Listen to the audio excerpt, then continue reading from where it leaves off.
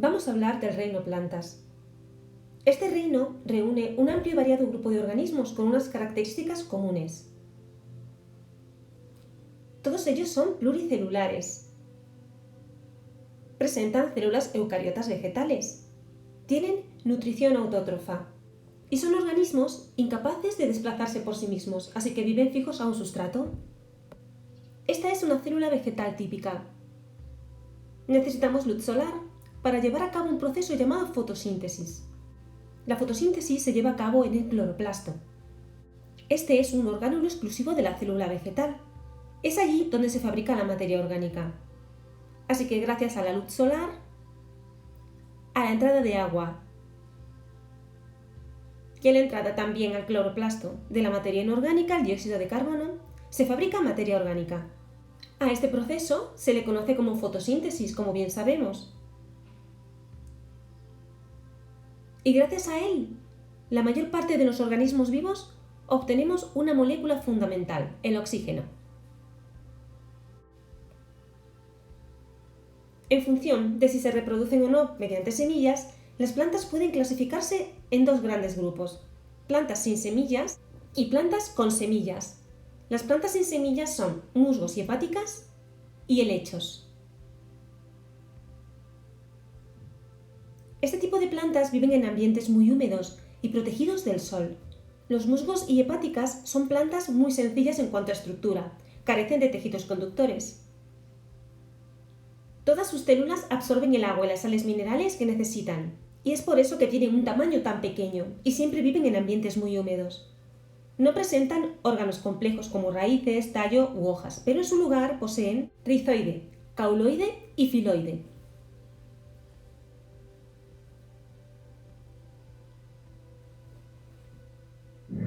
Los helechos son plantas que presentan tejidos conductores y estructuras algo más complejas. Presentan órganos que hacen las funciones de raíz, el tallo y las hojas. El tallo se conoce como rizoma, es subterráneo. A lo largo de él salen las hojas llamadas frondes. La raíz se desarrolla a lo largo del rizoma.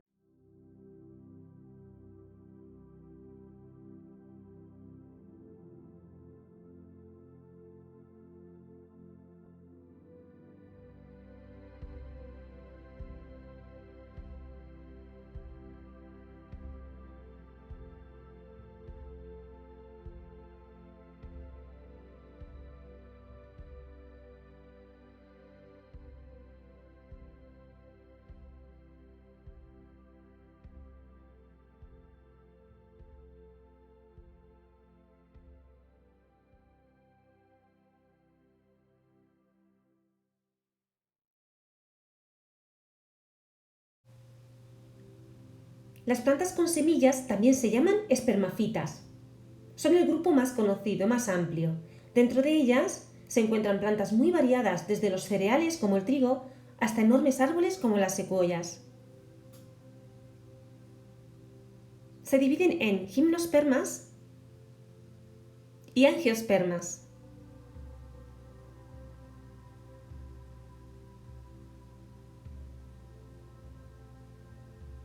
Las gimnospermas se caracterizan porque sus semillas se encuentran situadas en unas estructuras llamadas piñas. Al abrirse las piñas, dejan las semillas en contacto con el exterior.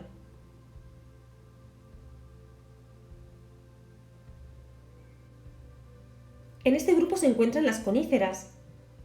Muchos de los grandes árboles que forman los extensos bosques del hemisferio norte están formados por gimnospermas. Los más conocidos son los pinos, los abetos, los cipreses. Las angiospermas, por otro lado, son todas aquellas plantas que presentan las semillas en el interior de unas estructuras llamadas frutos.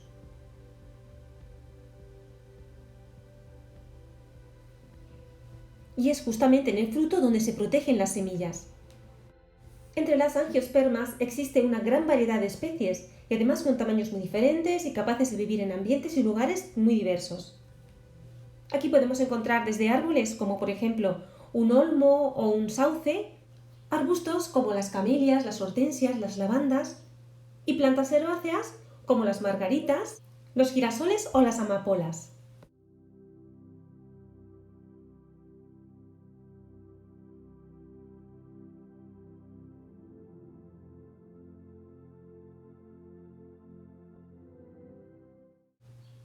Las plantas son de enorme importancia. Vamos a ver qué funciones realizan las plantas en el sostenimiento de la vida de los ecosistemas. Por un lado, vamos a ver que son las principales productoras de oxígeno. Oxígeno que está en el aire que respiramos. Absorben el dióxido de carbono del aire, así regulan sus niveles en la atmósfera.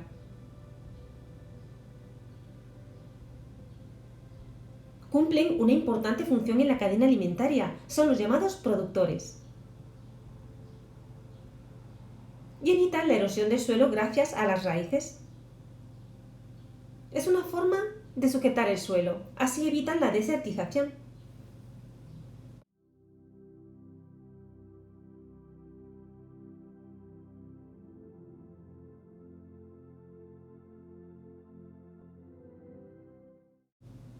En las plantas con tejidos bien diferenciados es posible encontrar órganos muy especializados en acciones concretas.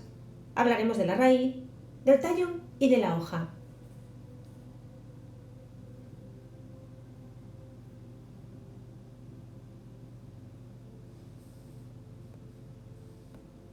Y vamos a comenzar hablando de la raíz. Es la parte de la planta que se encuentra enterrada en el suelo. Tiene estructura ramificada y cumple una serie de funciones.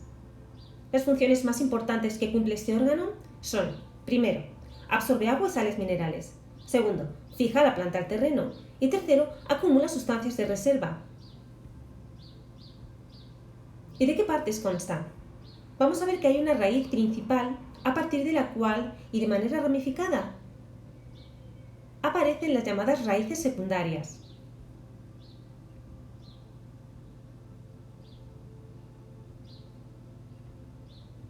La absorción de agua y sales minerales se lleva a cabo gracias a la existencia de pelos absorbentes. ¿Dónde están localizados? En la superficie de la raíz. En las puntas se encuentran las zonas de crecimiento.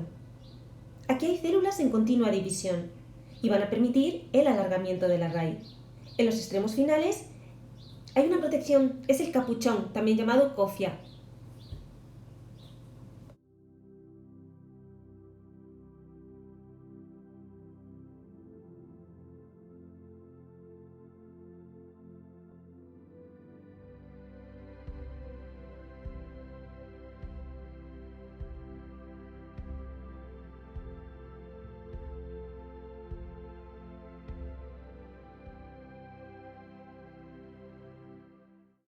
El tallo es el órgano que sirve de soporte a la planta.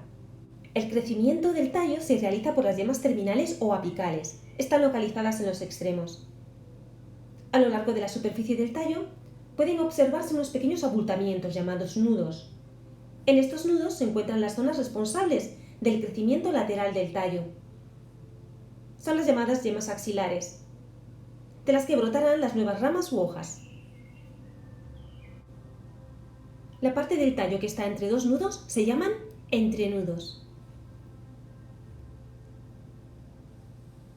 Pues bien, este órgano no solo cumple la función de servir de soporte al resto de la planta y de mantenerla erguida, cumple además otras funciones fundamentales. Transporta a través de tejidos conductores el agua y las sales minerales absorbidas del medio, que constituye la savia bruta. Y por otro lado, también transporta los nutrientes elaborados por la planta. Es la savia elaborada. Se transportan por unos conductos, la savia bruta por el xilema, la savia elaborada por el floema. Además, el tallo acumula sustancias de reserva, como por ejemplo en el caso de los tubérculos como la patata, son un tipo de tallo subterráneo.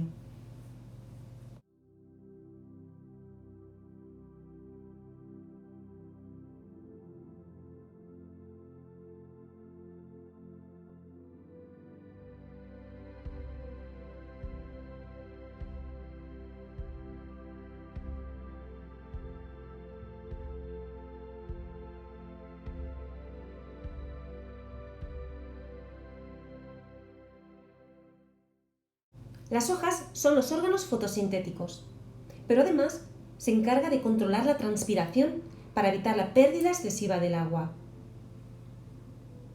Se dice que son órganos por lo general aplanados, es decir, tienen forma laminar y son de color verde. Esto se debe a la existencia de un pigmento llamado clorofila. ¿Dónde se encuentra la clorofila? En el interior de los cloroplastos, en las células vegetales. Participan en la nutrición de la planta. Las hojas se pueden dividir anatómicamente en dos partes, el limbo y el peciolo. El limbo es la parte de la hoja encargada de realizar la fotosíntesis y regular la transpiración.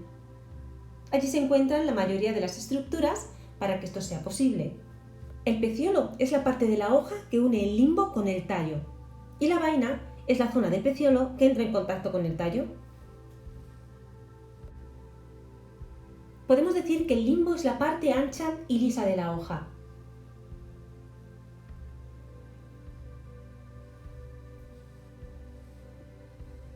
La parte superior se llama haz y la parte inferior es el embés. Y tanto si miramos el haz como si miramos el embés, encontramos los nervios. Están formados por tejido conductor, es decir, por los vasos conductores. Es por aquí por donde circula la savia. Y es que a la hoja tiene que llegar la savia bruta, el agua y las sales minerales. Y como es aquí donde se fabrica la materia orgánica, tiene que partir de aquí la savia elaborada al resto de la planta. Pues ya conocemos un poquito mejor a las plantas. ¿Qué nos falta ver? La función de nutrición, la función de relación y la función de reproducción, que lo dejamos para el siguiente vídeo.